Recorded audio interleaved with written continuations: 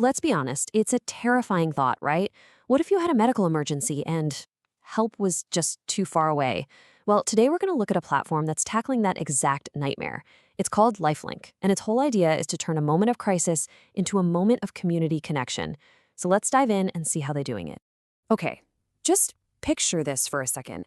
You're in a medical emergency. You've made the call for help, and now you wait for 30 minutes.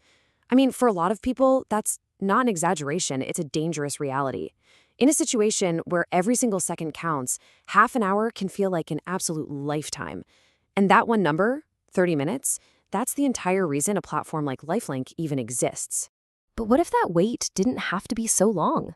What if you didn't have to pin all your hopes on a distant ambulance? I mean, what if the help you desperately needed was already right there, just around the corner? A neighbor, a delivery driver, someone just passing by, who just didn't know you were in trouble? That's the really powerful question that LifeLink is trying to answer. So to really get why a new solution like this is so desperately needed, we have to understand the scale of the problem. We're talking about a huge critical gap in our emergency services. It's a literal race against time that for way too many people just isn't being won. And look, this isn't some rare one-off thing. In many parts of India, waiting 20, 30, even 40 minutes for an ambulance is, well, it's just standard. And you can bet the danger just skyrockets at night or in less populated areas where immediate help can feel completely non-existent. A delay like that can dramatically, and I mean dramatically, increase the risk of a critical or even fatal outcome. And here, right here, is the core of the problem. It's not always a lack of resources, but a total lack of coordination. The system as it is just isn't designed to tap into the help that's already out there on the streets. You know, the auto rickshaws, the bike riders, the security guards, there's just no way to instantly connect them with a person in need. It's a huge gap in the system, and that's exactly where the opportunity is. And that brings us right to the solution. This is where LifeLink steps in. It's aiming to be that missing piece of the puzzle, a literal lifeline that you can hold right in the palm of your hand. The big idea here? It's all about mobilizing the community to save lives. So what is LifeLink exactly? Well, think of it as an emergency response platform.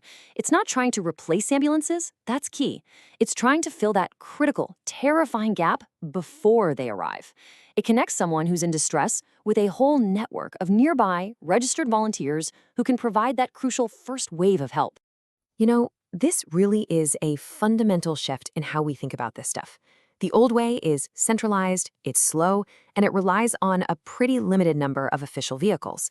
The LifeLink way, on the other hand, is decentralized, and it's totally community-powered. It's rapid because it taps into this huge existing network of people and vehicles that are already moving through our cities every single day. Okay, so that's the big picture, but how does this thing actually work in a real emergency? Well, the beauty of the system is really in its simplicity, so let's break down the process. First things first, who are these responders? They're not necessarily trained paramedics, nope. They're the everyday people who keep a city moving. Your local auto drivers, bike riders, even police patrols and night guards. The key is that they are vetted, they're registered, and most importantly, they're already nearby. So here's the play-by-play. Step 1, a user in distress just taps a single button. That's it. No fumbling for numbers, no trying to remember your address in a panic. Step 2, their live GPS location gets blasted out to all the nearby responders, instantly. Step 3, the fastest, closest responders snags the request. And finally, Step 4, that responder helps get the person to the nearest hospital. Boom. Simple, fast, and, it just works. But of course, a system like this needs a lot more than just a good idea to work, right? It needs some serious, robust technology and a really clear vision for the future. So let's take a look at the features that are designed to build that trust and make this whole thing sustainable. All right, here's what the LifeLink prototype can do right now, today. It's got all the core stuff we've talked about, the one-tap button, GPS sharing, finding the nearest hospital. But just as important, check out the governance features. There's an emergency logging dashboard for accountability and a Good Samaritan protection display to legally protect the people who step up to help.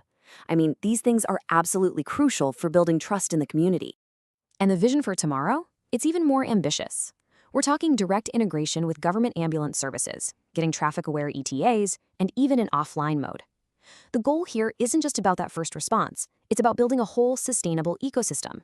And that means adding things like real monetary compensation, insurance for responders, and deep integration with police and health systems, the whole shebang. Now, for those of you who are into the tech side of things, the platform is built on a really modern, reliable tech stack. It's using proven technologies like React and Firebase, which basically ensures the system is scalable and dependable, which is exactly what you need when lives are on the line. So when you put this all together, what does it add up to? Well, the ultimate goal is nothing short of a revolution in emergency response. It's about completely redefining that critical golden hour.